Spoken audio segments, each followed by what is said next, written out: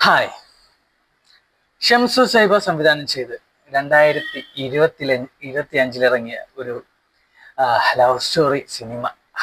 എന്നെ പടം അല്ലേ, നമ്മുടെ അഭിലാഷം. ഈ സിനിമയെ കുറിച്ചാണ് ഇന്ന് ഞാൻ പറയാൻ പോകുന്നത്. എനിക്ക് സിനിമ കണ്ടപ്പോൾ ഭയങ്കരമായിട്ട് ഇഷ്ടപ്പെട്ടു. ഈ സിനിമ എന്തേ ഇത്രയും വൈകി കാണാന്നുള്ളതായിരുന്നു ഞാൻ ഈ സിനിമ കണ്ടപ്പോൾ എനിക്ക് തോന്നിയത്. കാരണം അതിൻ്റെ കഥയാണെങ്കിലും അതിൻ്റെ മ്യൂസിക് ആണെങ്കിലും അതിൽ അഭിനയിച്ചവരാണെങ്കിലും എല്ലാം പക്കായിട്ട് തന്നെയാണ് ഈ സിനിമയിൽ അഭിനയിച്ചിട്ടുള്ളത്. അതുകൊണ്ട് തന്നെ ഈ പടം നല്ല ഒരു എന്റർടൈൻമെന്റ് ആയിട്ടിരുന്ന് കാണാൻ പറ്റിയ ഒരു മൂവിയാണ്. പക്ക ഒരു ലവ് സ്റ്റോറി, നല്ല രസമുണ്ട്. ഞാൻ പറഞ്ഞില്ല, എനിക്ക് ആ പടം കണ്ടപ്പോൾ ഭയങ്കരമായിട്ട് ഫീൽ ചെയ്ത ഒരു സിനിമയായിരുന്നു അഭിലാഷ് എന്ന് പറയുന്നത്. അതിലെ പാട്ടുകൾ ഞാൻ സിനിമ കഴിഞ്ഞിട്ട് പിന്നെയും ഞാൻ കേട്ടിരുന്നു.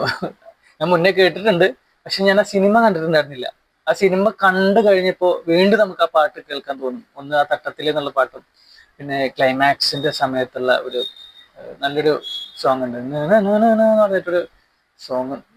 ആ രണ്ട് സോങ്ങും ഭയങ്കരമായിട്ട് നമുക്ക് ഫീൽ ചെയ്യുന്ന ഒരു സോങ്ങാണ്. പിന്നെ ഈ പടത്തിൽ നമ്മുടെ ഷൈജു കുറുപ്പ്, തൻവീറാം, അർജുന അശോകൻ, ബിനു പപ്പു, നവാസ് വള്ളിക്കുന്ന്, നിമ തുടങ്ങിയവരൊക്കെയാണ് അഭിനയിച്ചിട്ടുള്ളത്.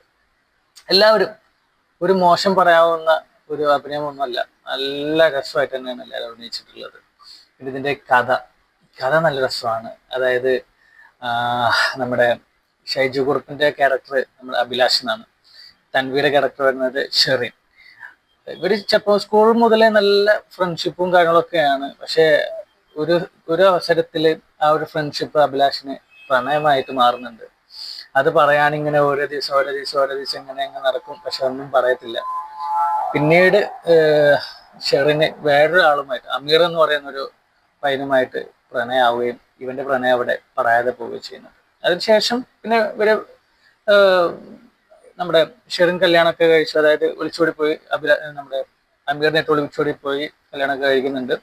അഭിലാഷ് നാട്ടിൽ തന്നെ അവിടെ ചെറിയ കുറച്ച് പരിപാടീസും കാര്യങ്ങളൊക്കെ അത്തറിന്റെ ഒക്കെ ഒരു ഷോപ്പ്, അങ്ങനത്തെ ഒരു ഷോപ്പൊക്കെ ആയിട്ട് നിൽക്കുന്നു. പക്ഷെ ഇവർക്കൊരു ഗ്രൂപ്പ് ഉണ്ട്, നമ്മുടെ വാട്സപ്പ് ഗ്രൂപ്പ്.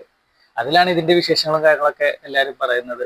അങ്ങനെ വീണ്ടും ഷെറിൻ വരുന്നു വെച്ച് കഴിഞ്ഞാല് നമ്മുടെ ഈ അമീർ എന്ന് പറയുന്ന അവളുടെ ഭർത്താവ് മരിച്ചിട്ട് ആണ് വരുന്നത്, മരണപ്പെട്ടതിന് ശേഷമാണ് വരുന്നത്.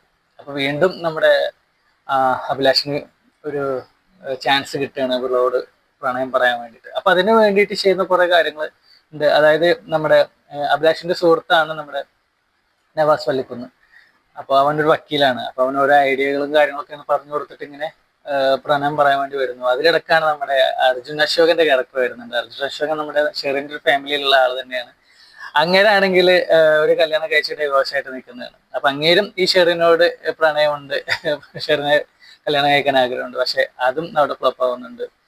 അങ്ങനെ നമ്മുടെ അർജുൻ അശോകന് മനസ്സിലാവുന്നുണ്ട് നമ്മുടെ അഭിലാഷിനും ഈ ഷെറിന് ഇഷ്ടമാണെന്നുള്ളത്, വർഷങ്ങളായിട്ട് എന്നുള്ളത്.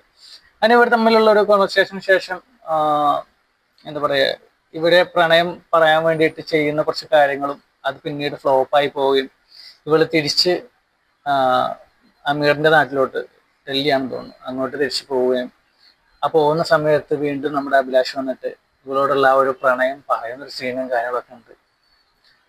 എല്ലാം നല്ല രസമാണ്. അതിൽ ഓരോ സീനുകളും ഒന്നും ഒരു മോശം പറയാനായിട്ട് എനിക്ക് സിനിമയിലില്ല.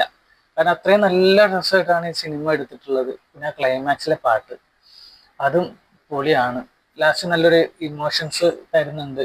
നമ്മളൊന്ന് വിചാരിക്കും അവള് നമ്മുടെ അഭിലാഷിനോട് പ്രണയം പറയുമെന്നുള്ളത്, പക്ഷെ അവിടെ വേറൊരു പ്രണയത്തിന്റെ നല്ലൊരു ഡെത്തും കൊടുക്കുന്നുണ്ട്. അതായത് ഷെറിന് അമീറിനോടുള്ളൊരു പ്രണയം അത്രക്കും ഡീപ്പാണ്. അതുകൊണ്ടാണ് അഭിലാഷിനോടുള്ള പ്രണയം, അല്ലെങ്കിൽ അഭിലാഷിനെ പ്രണയിക്കാൻ പറ്റാത്തത്, നല്ലൊരു സുഹൃത്തായിട്ട് കാണാൻ പറ്റുന്നത് എന്നൊരു രീതിയിലൊക്കെയാണ് സിനിമ അവസാനിപ്പിക്കുന്നത്. പക്ഷെ പടം നിങ്ങൾ ആരും കണ്ടിട്ടില്ല എന്നുണ്ടെങ്കിൽ കണ്ടോ. അഭിലാഷം നല്ലൊരു മൂവിയാണ്.